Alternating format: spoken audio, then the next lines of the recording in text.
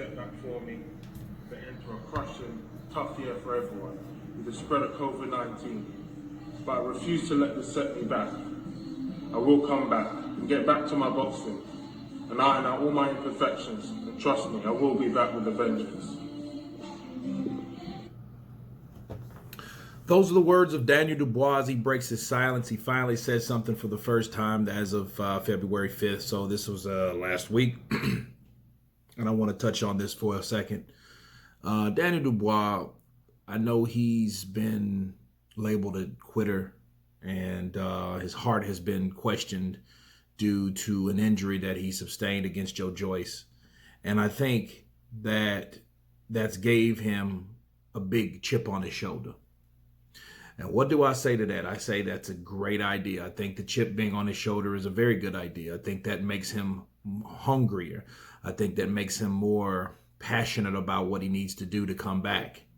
Okay, so the truth of the matter is he did quit, but he quit for apparently a good reason. You know, I mean, you don't want to do something because only he was in the ring and he was taking those punches from the juggernaut.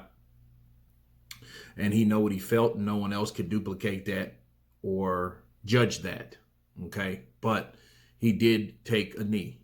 You know, he wasn't experienced enough, like I told people, to hold, grab, move, avoid. He wasn't experienced enough of that. Okay. The juggernaut knew exactly what to do. He had to implement it. He had his game plan on lock. Daniel Dubois did not. Daniel Dubois' game plan was to knock out Joe Joyce. When that didn't happen, he had nothing else to fall back on. I think that won't be the case. I think he's making adjustments. I think he's putting himself in position to become a better fighter by getting people in his corner to make him a better fighter. I think that's what's going to happen with Daniel Dubois. I've seen the same thing with Daniel Dubois seen with Bradley, okay? Tim Bradley was a fighter that he had a chip on his shoulder after he decisioned Manny Pacquiao. And a lot of people had a lot of criticizing things to say about him, and he actually won. But it gave him a chip on his shoulder, and it made him fight harder. In this case, Daniel Dubois quit. And I think because he's labeled as a quitter, I think he's that type of person now that's going to be a little bit more meaner.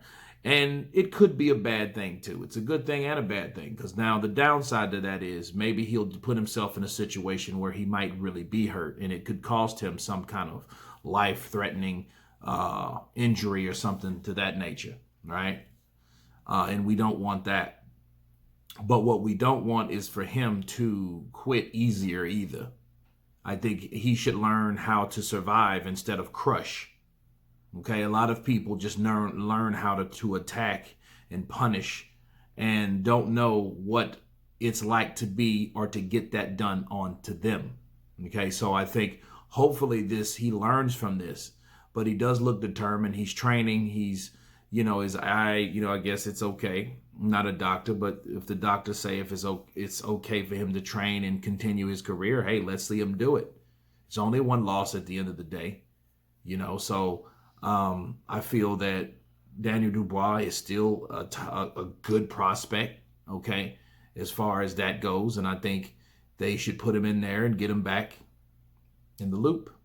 But anyway, you guys tell me what you think about Daniel Dubois breaking his silence. Of course, please subscribe. And you guys been Counterpunch. Peace.